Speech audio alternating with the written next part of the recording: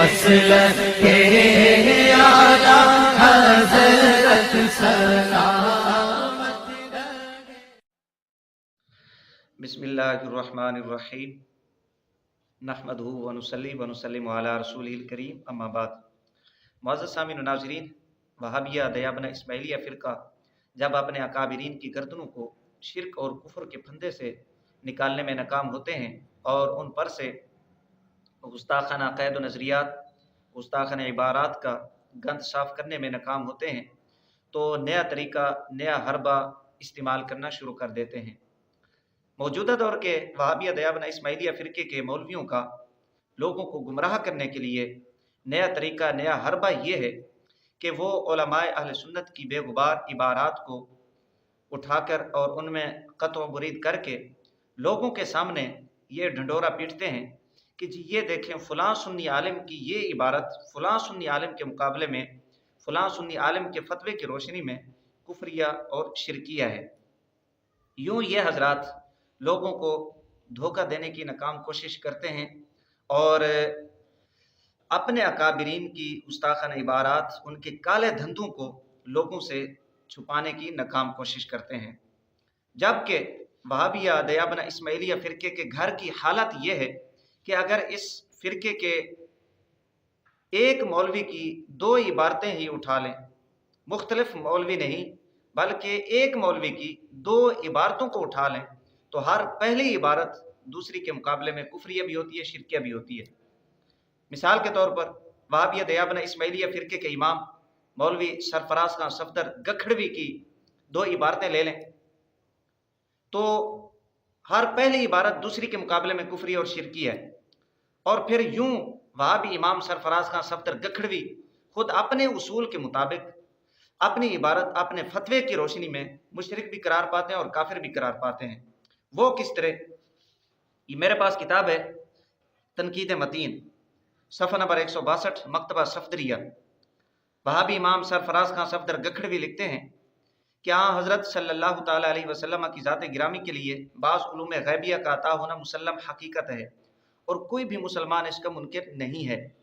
ایک طرف یہ عبارت ہے، جبکہ دوسری طرف یہی وہابی مولوی سرفراز خان صفدر گکھڑوی ملفوظات میں کیا کہتا ہے، ذرا وہ بھی سنیں۔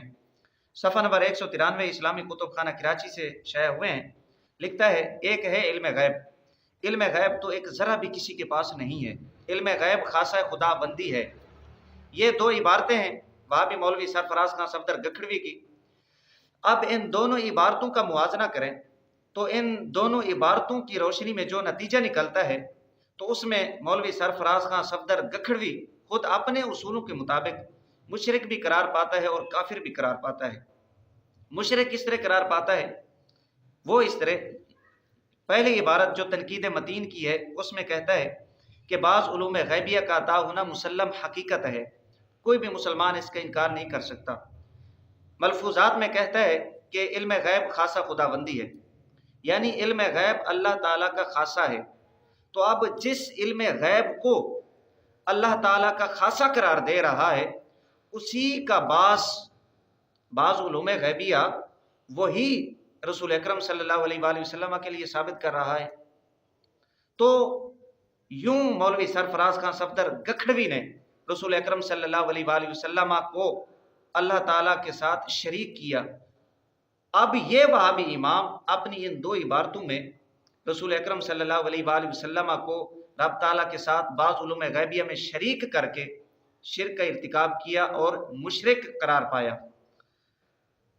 اسی طرح انہی دو عبارتوں کو سامنے رکھیں تو یہی مولوی سرفراز خان صفدر گکھڑوی وہابی جو دوسروں کو مشرک اور بدعتی ہونے کا طعنہ دیتے ہیں، کافر بھی قرار پاتے ہیں۔ وہ کس طرح؟ تنقید متین کی عبارت کہ بعض علوم غیبیہ کا عطا ہونا مسلم حقیقت ہے اور کوئی بھی مسلمان اس کا منکر نہیں، یعنی بعض علوم غیبیہ کا انکار مسلمان نہیں کرے گا، اگر کوئی کرتا ہے تو وہ مسلمان نہیں بلکہ وہ کافر ہوگا۔ ایک طرف موصوف نے یہ لکھا، جبکہ دوسری طرف یہی مولوی سرفراز خان صفدر گکھڑوی کہتے ہیں کہ ایک ہے علم غیب، علم غیب تو ایک ذرا بھی کسی کے پاس نہیں ہے۔ پہلے خود کہہ چکے ہیں کہ بعض علوم غیبیہ کا عطا ہونا مسلم حقیقت ہے اور جو بھی انکار کرے گا وہ مسلمان نہیں ہوگا، اور جو مسلمان ہوگا وہ انکار نہیں کر سکتا، جبکہ ملفوظات میں خود ہی اس چیز کا انکار کر دیا کہ ایک ذرا بھی کسی کے پاس علم غیب نہیں ہے۔ یوں مولوی سرفراز خان صفدر گکھڑوی رسول اکرم صلی اللہ علیہ وآلہ وسلم کے لیے بعض علوم غیبیہ کا عطا ہونا مسلم حقیقت مان کر، اور پھر یہ کہہ کر کہ جو بھی انکار کرے گا وہ مسلمان نہیں ہوگا، ملفوظات میں آ کر انکار کر کے کہ ایک ذرا بھی کسی کے پاس علم غیب نہیں ہے، خود اپنی عبارت اپنے فتوے کی روشنی میں کافر بھی قرار پاتے ہیں۔ یہ دو عبارتیں تھیں جس کی روشنی میں وہابی امام مولوی سرفراز خان صفدر گکھڑوی اپنے اصول کے مطابق اپنی عبارت فتوے کی روشنی میں مشرک بھی قرار پاتے ہیں، کافر بھی قرار پاتے ہیں۔ یہ وہابیہ دیابنہ اسماعیلیہ فرقے کے گھر کی حالت ہے۔ ان کے گھر کی حالت یہ ہے یہ اپنے گھر کے گند کو صاف کرنے کی بجائے علماء اہل سنت کو کافر اور مشرک بنانے پہ لگے ہوئے ہیں۔ شرم نہیں آتی ہے ان لوگوں کو؟ پہلے اپنے گھر کے گند کو تو صاف کریں، اپنے اکابرین کی گردن کو کفر اور شرک کے پھندے سے تو نکالیں، پھر دوسروں کی بات کریں۔